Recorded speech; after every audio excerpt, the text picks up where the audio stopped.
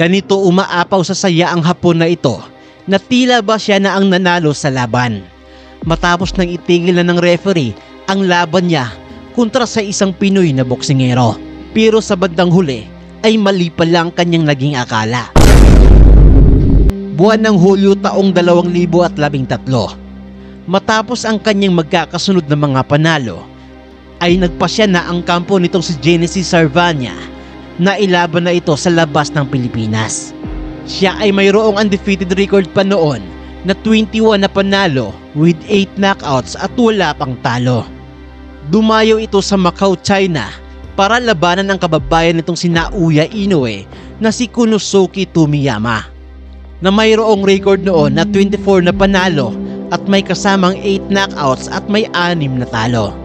Susubukan ng Hapon na agawin sa Pinoy ang kanyang hawak na WBO Asia Pacific Super Bantamweight title. Maglalaban ang dalawa sa loob ng 10 round na bakbakan. Ito ay ginanap sa Cotai Arena sa Macau, China. Narito at samahan nyo kung balikan ang napaka-exciting na laban nitong si Genesis Sarvania kontra sa isang palaban na boksingero na kababayan nitong si Naoya. Pero bago yan, don't forget to like and subscribe sana mga sir. Salamat. Sa pagtunog pa lamang ng kampana ay pukpukan na kaagad ang dalawang boksingero, kung saan ay dito unang natumba ang Hapon na si Tomiyama.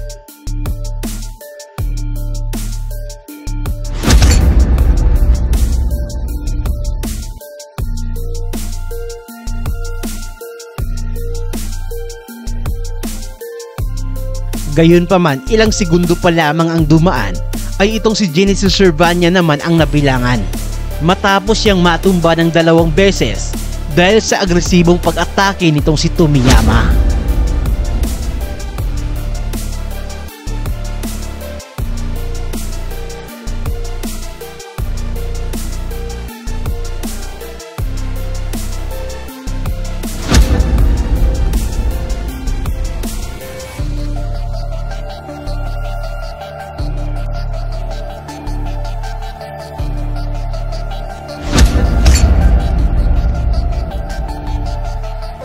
Bagamat natumba ng 2 ulit ang Pinoy, ay hindi naman ito pinanghinaan ng loob at nagpatuloy pa rin sa kanyang pag-atake. Hanggang sa pagsapit na ng round number 3, ay dito muli siyang nakapagkonekta ng isang solidong kanan na muling nagpatumba sa pambato ng Japan.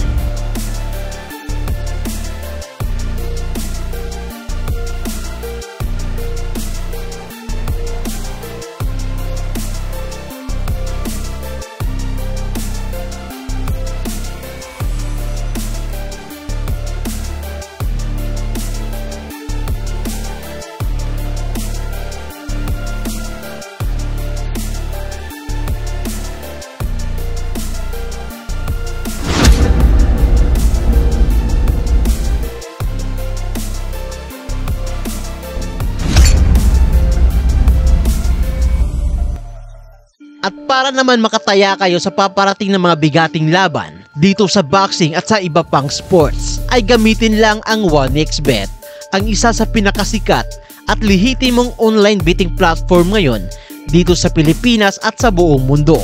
Para makapagrehistro ay i-click lang ang link na nakapin dyan sa ating comment section at gamitin lang ang ating promo code na 1xboxing, at nang sa ganon ay makakuha kayo ng up to 6,000 pesos na bonus sa una mong deposito. Kung magkano ang halagang i-deposit nyo, ay yun din ang halaga ng perang matatanggap ninyo. At andyan na rin sa ibaba ang ating video tutorial. Of this WB hooking at Tomiyama that he looks is still a little round, but he's trying to get his jab going. He was successful. It goes back to that formula here again. But Sarvania, when he throws that left hook, really good leverage on it. Now you see what better, learn how to sit down in their punches and learn to get the proper leverage combination. That's a good one too that Tomiyama has.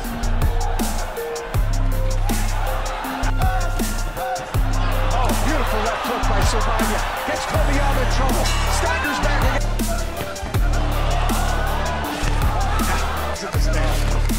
Jab left by Sarvania. Sa ika-6 na round ay patuloy pa rin sa kanyang kaliwa at kanang pag-atake itong si Servania. Pero hindi naman nagpapatinag dito ang Hapon at matapang pa rin itong nakikipagsabayan kung saan tinatarget na rin ito ang naging sugat sa noo ng ating pambato. I would guess Yama showing you can still summon up some strength and energy, but there's that good left hook. I love the left hook you throw. He can really dig it to the body too. Body in the United States. For those of you watching, it means a lot here. He's fighter against the Philippines. They'll have a time in hand by Tomiyama. About had the course. He's utilizing the jab, rhythm going. To me that the heart of him, Tomiyama's having fortune with for him to keep the fight in long range. Pro in 2009. Last year went through 3 fights. This is his second fight this year.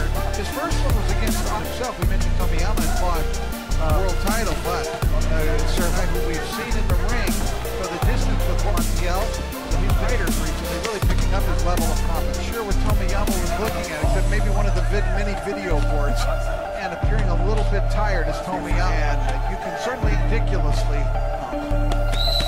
nice combination in the Servania and the shoulder of Tomiyama. Tomiyama answers back with a right of his own, and here they go again as the bell sounds. Hanggang sa pagtungtong na ng ika-9 na round ay patuloy pa rin sa kanilang palitan ng mga suntok ang dalawang boksingero. He fights out a very clever kid. 9. Probably both fighters are happy this one was for 12. 6 minutes remaining. I believe Servania's ahead on the great moments, it seems, every round. Scored 2 knockdowns of, and it may still not. It may still time. Tomiyama having success with the right hand. First to his foe, and he's coming right at Servania, and as you can see, Ngunit dahil sa malaking bitak ng sugat sa noo nitong si Servania, ay kinakailangan ng ipatigil ng referee ang laban. Kaya naman, nang malaman ito ng Hapon, ay di masukat ang kanyang kaligayahan dahil sa pag-aakalang siya ang nanalo sa laban. TKO victory. That is not the case. It's open, and they're calling it a headbutt, which means they are going to score the fight and score that last round.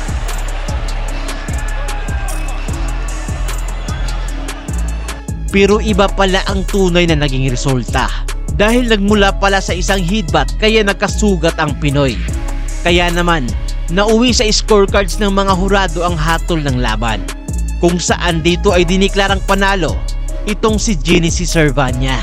At napahiya naman sa kanyang maagang selebrasyon itong Hapon na si Konosuke Tomiyama. So yun lamang ang video natin sa araw na to. Mag-iwan lamang na inyong komento at huwag mo sana kalimutang mag-like at mag-subscribe. At i-share na rin ang ating video. At muli, daghang salamat.